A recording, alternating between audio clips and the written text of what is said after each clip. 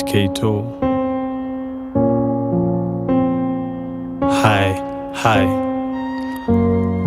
I'm from South Sudan. Yeah, I know.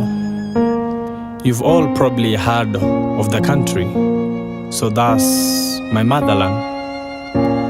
And because of civil war, I've got brothers and sisters staying in every part of the continent.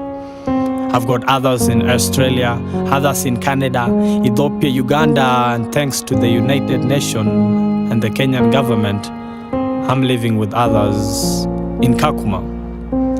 Our negative stories have been told in every part of the world, and whenever we think it's coming to an end, that's when it starts.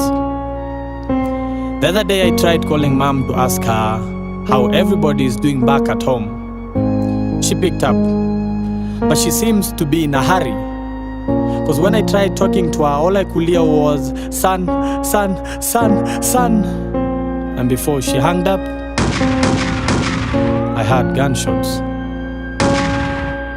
At that time I knew a child somewhere has become an orphan, someone's father has become a victim of death, a woman has been turned into a widow, a massacre had taken place. This was 15th December 2013, a year that made me believe death really exists.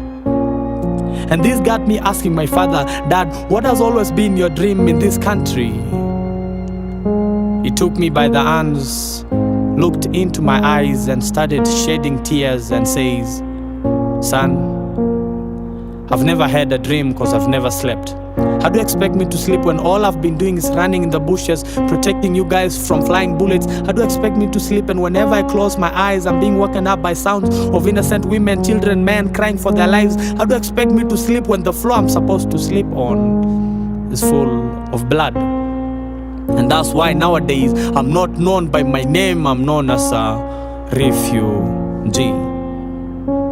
I've always wanted to be a journalist, but wait. How do I report death of my people each and every time? My sister wanted to become a doctor, but she can't bear having bloods of innocent lives in her hands every day. My brother wanted to become a professional footballer, but his legs were taken away from him. I don't know why all this is happening, but tribe is nothing but a name we've only been given to divide us.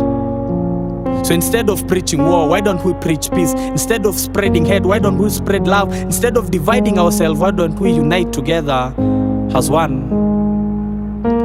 Because I went to a foreign land, tried making friendship with this guy. Everything was going well, but he immediately walked away from me when a passerby said, hey, be careful, he's from South Sudan. At that time, I started hating myself. Why was I even born in such a time whereby your brother helps you today and tomorrow he's the same person that pulls a trigger on your head? And that's why nowadays I'm not known by my name, I'm known as a refugee. My flag has 6 colors. Black, a color that represents the black melanin skin that my people have. A skin no matter the scars on it, it'll still look beautiful. A skin no matter the tears that fall on it, it'll still shine with it.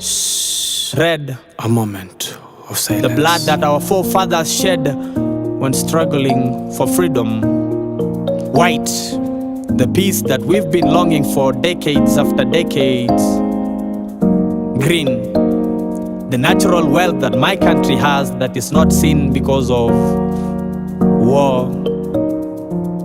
Blue, the color that takes me back to the good old days when we used to laugh as we fish on that river Nile. Yellow, a color that gives me hope and determination that no matter the darkest days that my country is undergoing, one day there'll be a light at the end of the tunnel. Peace for all, peace for South Sudan.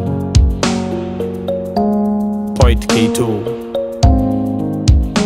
I want to be known by my name, not as a refugee. Farm music.